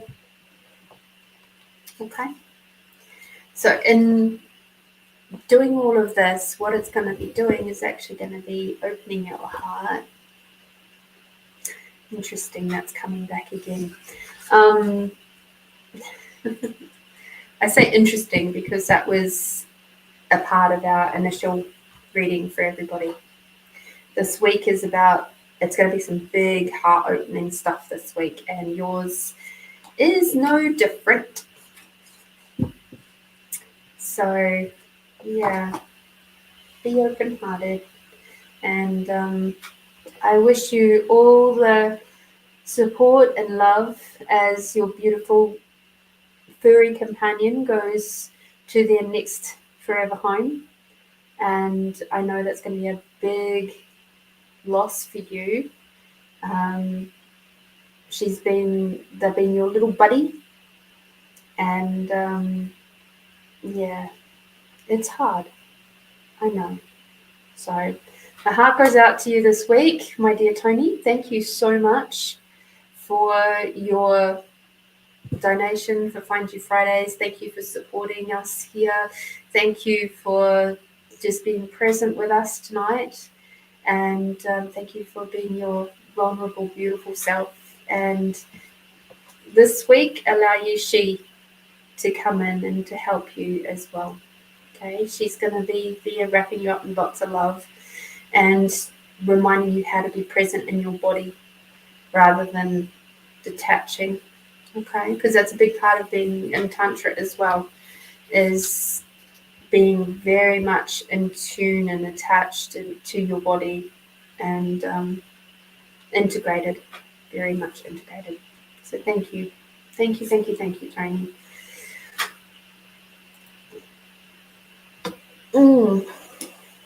Some water would be good.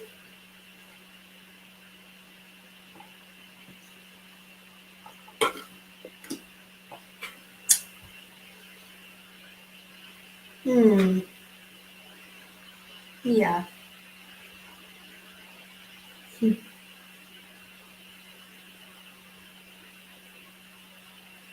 And as I said earlier, which you may not have been here for, so obviously I have to reiterate it again. Be present. Be present with the pain. Be present with the grief. Be present with the sadness and the anger. Channel it into different ways, whether it be writing, whether it be drawing or scribbling. Just be present with it, okay? Allow it to breathe and process through to completion. All right. For those of you who are wishing for something for free, and even if you've paid, we're going to do the expanding out exercise, and then we're going to do poetry reading, okay? So remembering, for those of you who haven't been here before, we will do this cool little exercise. It's called the expanding out exercise. I like to do it before we do this so that we're taking you out of your very tight contracted space and taking you to a more open, where you're sort of tapping into the collective energies of what's actually going to create more for you over this next week. And I find that when we all expand out, we are able to, number one, remember how to do this process, and number two, we all sort of come away from the show feeling a lot lighter and brighter anyway. So that's why I like to do it. So if you close your eyes and take a big deep breath in, right down to the bottom of your belly, and breath out. And this time, as you breathe in, bringing Mother Earth energy all the way up through your body. And as you breathe out, bringing Father Sky energy all the way down. Bringing Mother Earth and the unconditional love all the way up. Bringing Father Sky and the gratitude for everything and everyone all the way down. Now expanding out your awareness of your beautiful body and every cell and molecule in it. It's becoming super aware of your entire body, from the top of your head to the tips of your fingers and toes. All your cells and molecules. And now expanding that awareness out in the big bubble around you, up into the sky, down into the earth, with you in the center of this big bubble. Expanding out beyond the size of the country that you're on.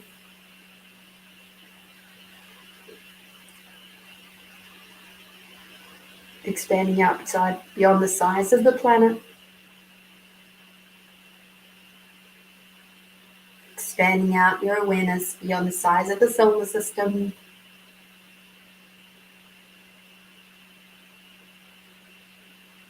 Beyond the size of the galaxies.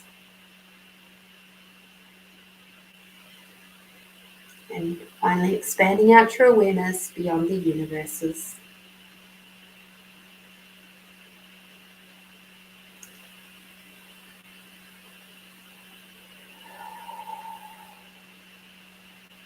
And as you breathe out, bring your attention to your body once more. And now we're going to expand out our sense of allowance, remembering that your sense of allowance, when you're tight and contracted at the moment, you're like a little wee pebble at the bottom of a raging river of everybody else's thoughts, feelings, and emotions. And as you expand out your allowance, what you become is like the big old fluffy cloud who's just floating along, minding its own business. And then it sees that big raging river of everybody else's thoughts, feelings, and emotions, and sees it for exactly what it is. It's just energy. And as a fluffy cloud floating on by, you can choose, because you always have choice, whether you add to that raging river or whether you just float on by and let it just be. Whether you respond or react, it's totally up to you. It's your choice. But for now, let's just float on by. Let's expand out our allowance. beyond the body in a big bubble, beyond the size of the country that you're on, expanding out your allowance beyond the size of the planet,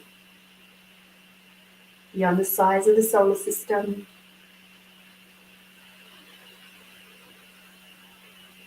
beyond the size of the galaxies, beyond the size of the universes, and now expanding out your allowance beyond your awareness. Taking a nice big deep breath all the way down to the bottom of your tippy toes. And letting it out. And now truth. What number between and including 1 and 88 is going to contribute the most to your week coming up? Please put that in the chat now.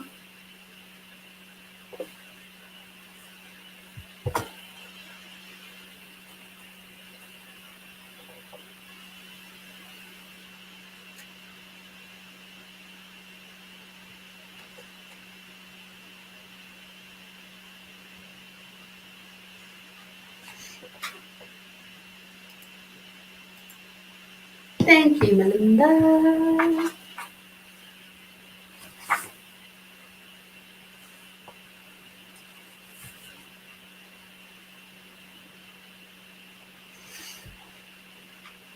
Enduringly etched. On this day, which is oh so special, I am thinking of you. I wonder how you are and where you've been. You were a fluctuating factor in my life. That was before, when your mind was elsewhere. Now you're back, hopefully to stay. I'm still welcoming you with open arms into my life, heart, and world. This one for you, Melinda, I actually get the sense that this is your, yeah, this is going to be someone who's going to come into your life who you've had other lifetimes with, like it's a lifetime love. But not in this lifetime, but it's going to feel like you've met them. But you haven't, not in this lifetime. Okay, truth. How long?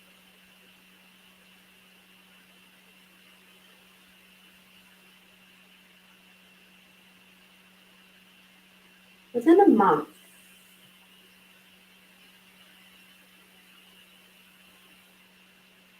Yeah. Within a month. They're saying that there's going to be somebody who's going to pop into your life, and it's going to be either a really, really good friend that's going to develop into a really good friendship, or it's going to be like this person who is your next person. Either way, somebody's going to come into your life. It's a new person for this lifetime, but it's someone who you've had a lot of different lifetimes with, but they've all been very positive lifetimes with. And it's like there's other lifetimes where you've vowed to find each other again and again. You know, I will find you wherever you are, kind of that kind of vow going on. But it's all very good. It's a very positive thing. So that's interesting. Yeah. I guess watch this space. So yeah, interesting.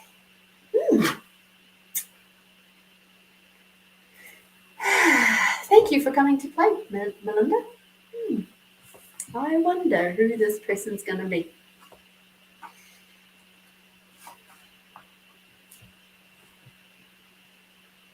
Tony. I'm really glad you didn't get the twinkle one. Although that might come up next week. Together in harmony. As you leave me tonight, I feel the strange feeling, one that I haven't felt in a long time. It's a feeling of peace, but also one of loss. Pleased to know that you'll return, lost that you aren't with me now. I want you to know that even if I can't say it at the moment, that I care for you and that when we are apart, I'll be thinking of you.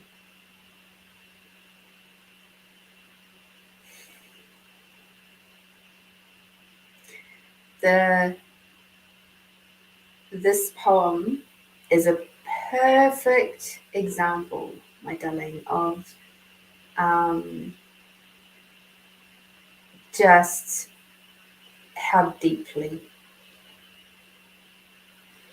this is gonna rock your world. It's like, you know that your pussycat's gonna have such a beautiful life in the next forever home, but it still fucking hurts. So I would be directing that energy into other creative outlets if you can. Okay? Just so that you can honor the emotions. Okay? Thank you for coming to play. I'm wishing you lots and lots of hugs and loves as you go through this. Okay? Amanda, number 3. How interesting. I think you've had a 3 for a very long time. Interesting.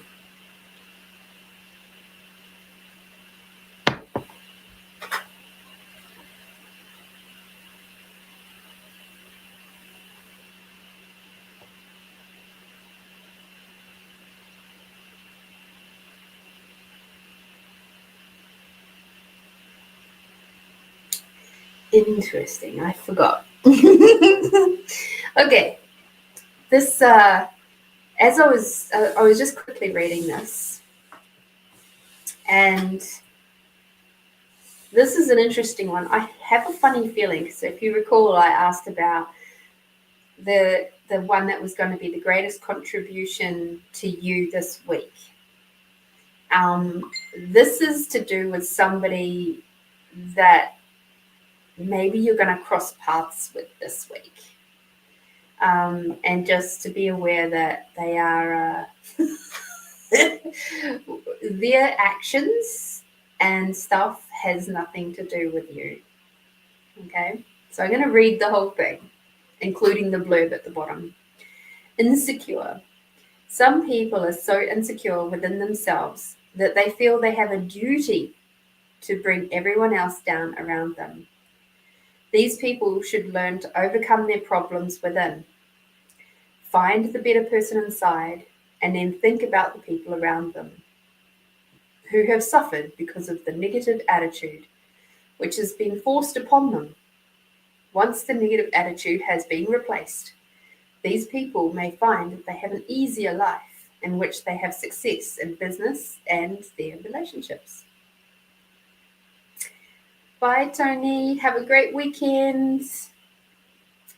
So this was written during my last year of high school, where I was so disappointed with how this older guy was treating me, and also, interestingly, how I desired for him to be what I could see he could be.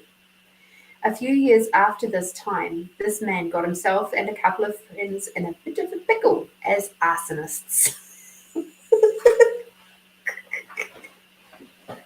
No shit. They were actually volunteer fire brigade people, and they got it done for being arsonists. So again, it's about this is more of a thing of just be aware that there might be someone that you come across this week that makes you go, what the fuck is their problem? And just know it's got nothing to do with you. It's just them. Just breathe and let them pass on by, because they're just insecure little shitheads that have never grown up. And they're busy lighting fires where there doesn't need to be any. Okay? Yeah, I know, right? It was kind of like, huh? I think what really got them done in was when they lit the Scout Hall on fire. I think one of the guys got a little bit of a fit of the guilt then, because they went, oh God, maybe we shouldn't have done that. So yeah, it's interesting times.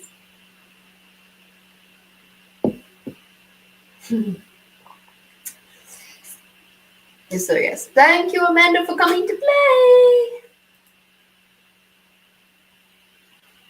play. Yes. All right. It's getting a bit strong. It's lime, basil, and mandarin. It's a very nice candle, but whew, a couple of hours.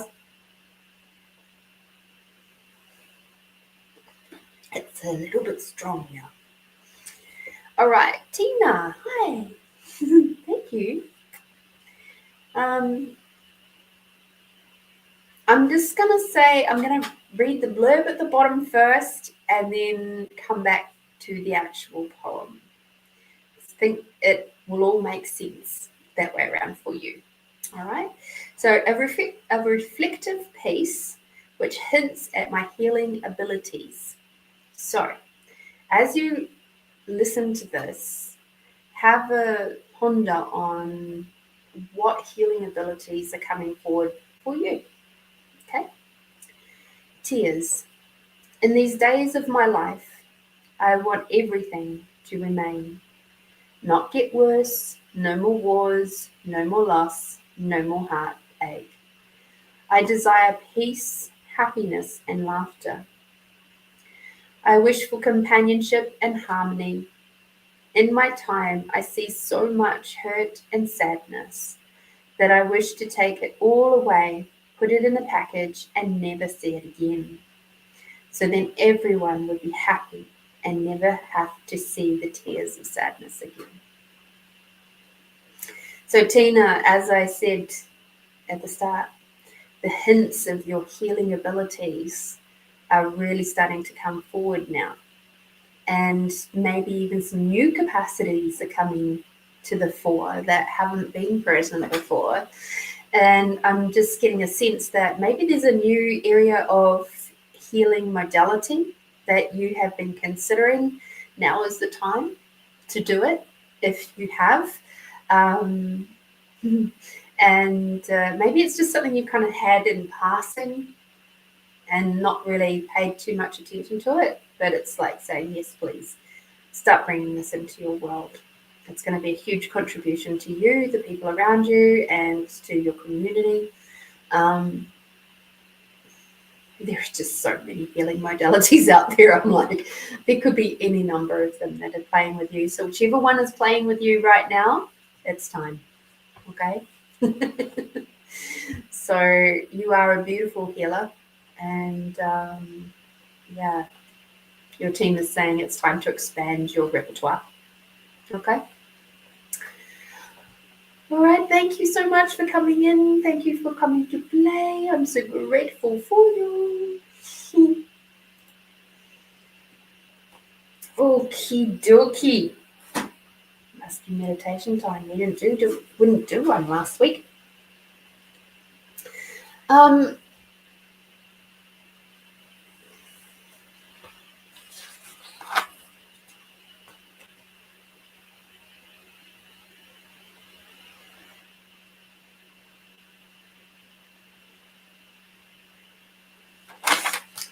All right.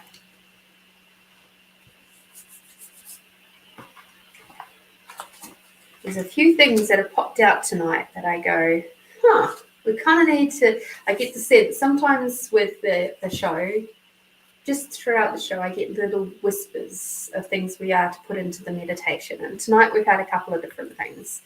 So I'm going to weave them in together and see what we get.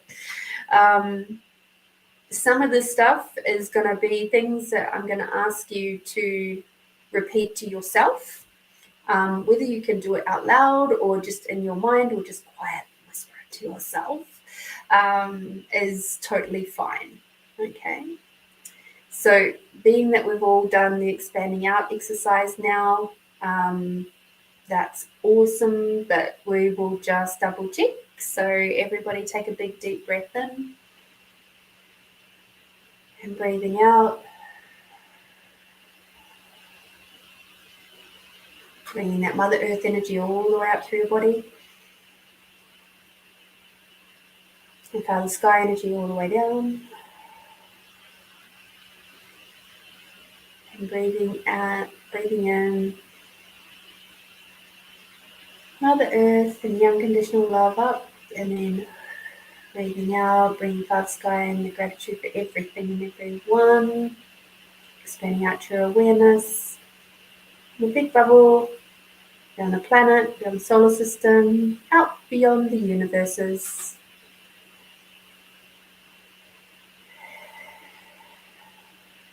And now grabbing your allowance, just making sure that's still expanded out, making sure that your allowance is expanded out beyond your awareness. Take a big deep breath in. And out.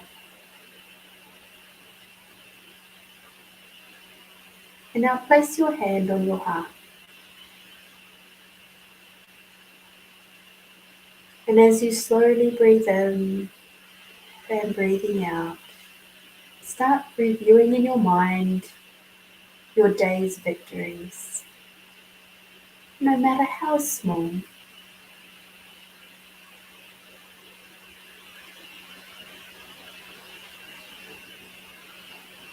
I am so grateful today for knowing and trusting my intuition on going out to find the wool that I required for the rest of my blanket.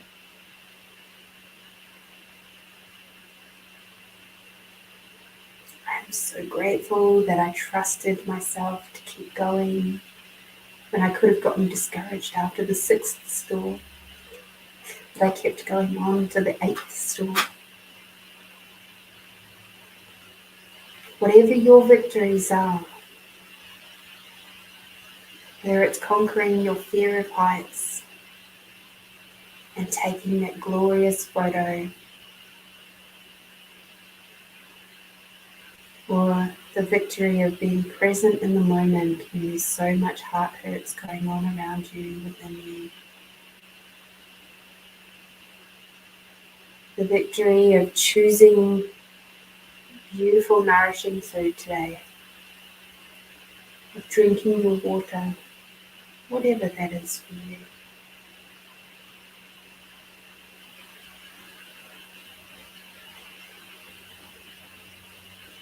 Remembering to speak to yourself with gratitude and anticipation.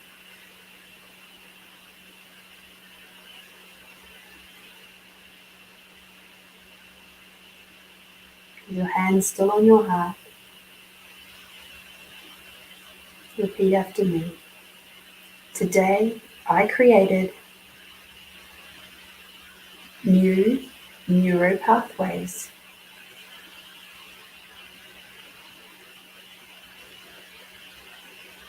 Today, I stepped closer to my new reality.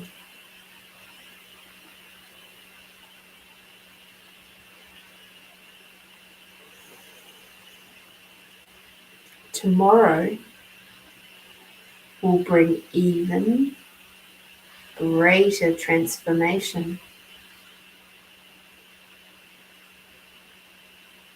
Really feel these phrases through your body. Feel the truth of the words in your body and let the emotion build. But this emotional state is crucial for your neural consolidation.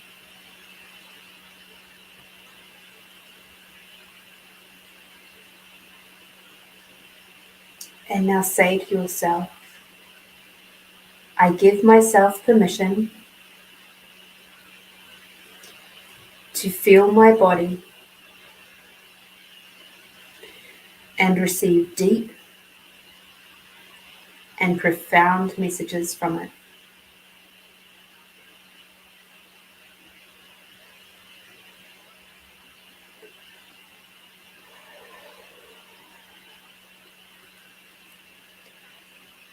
Repeat after me again. I give myself permission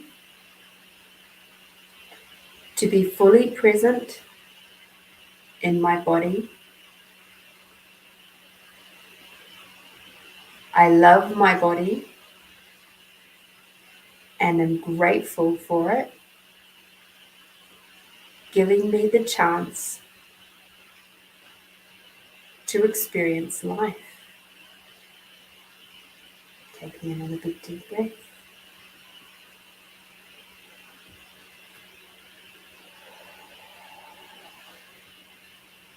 As you move your intention from your head to your shoulders, into your heart, your digestive system, down to your feet.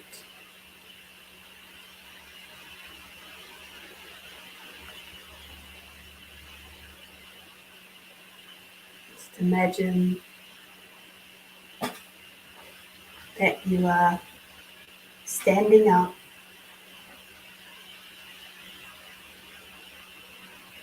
and as you count to 10, you raise yourself on your tippy toes. You can just point your toes if you're sitting or lying down. 1, 2, 3, 4, 5, 6, 7, 8, 9, 10, and then slowly, very slowly, bring your feet back to the relaxed position. Feel the ground underneath your feet. Just imagine that you have your feet flat on the ground. Now imagine that you're taking a step forward on the lush green grass. And now imagine you're up on your toes again for a count of 10. 1, 2, 3, 4, 5, 6, 7, 8, 9, 10, and then slowly drop your feet down onto the ground again.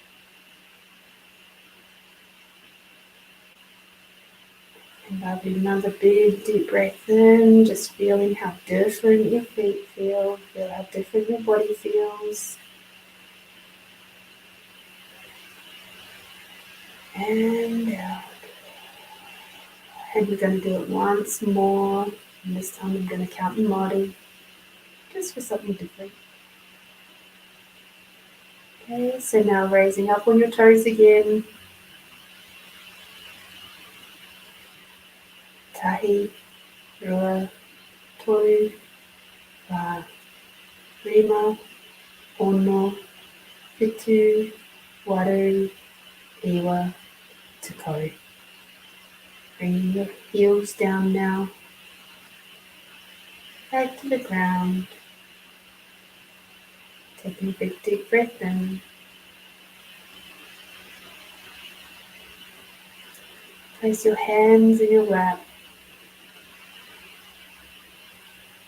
As that breath comes in, really feel it move through your body. Feel the space in your heart. Feel the peace and the calmness and the sacredness of your body, enjoying all this lovely energy, this nurturing and nourishing that you've just been giving your body for the last 10 minutes. Breathing out. Now imagine that you're underneath that big, beautiful waterfall, allowing the gorgeous crystalline energy to move over and through your body, washing away any little shock or traumas, anything else that you're ready to let go of. Washing it all away.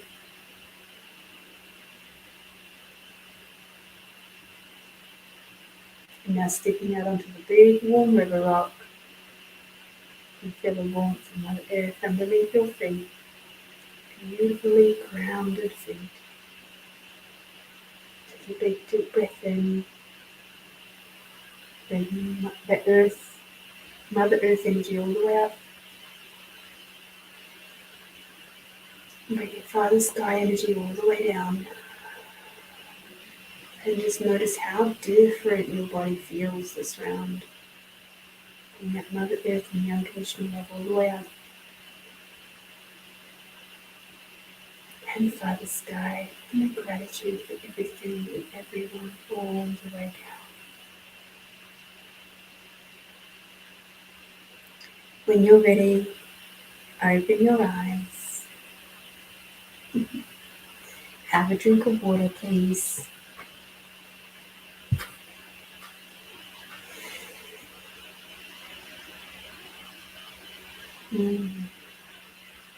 That was lovely.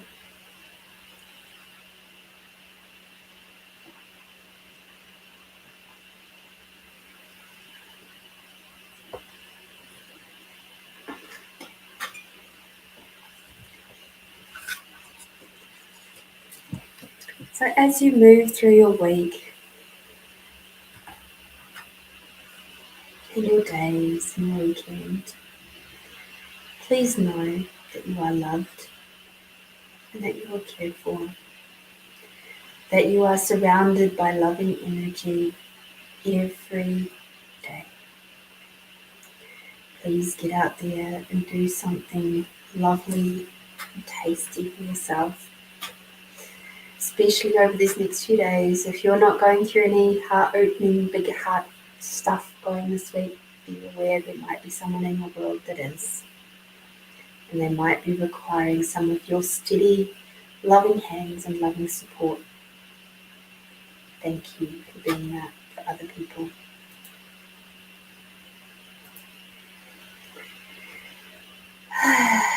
Get out there, do something tasty for yourself in the meantime. And until next week, be bold, be brave, be you, my beautiful friends. See you next time. Bye.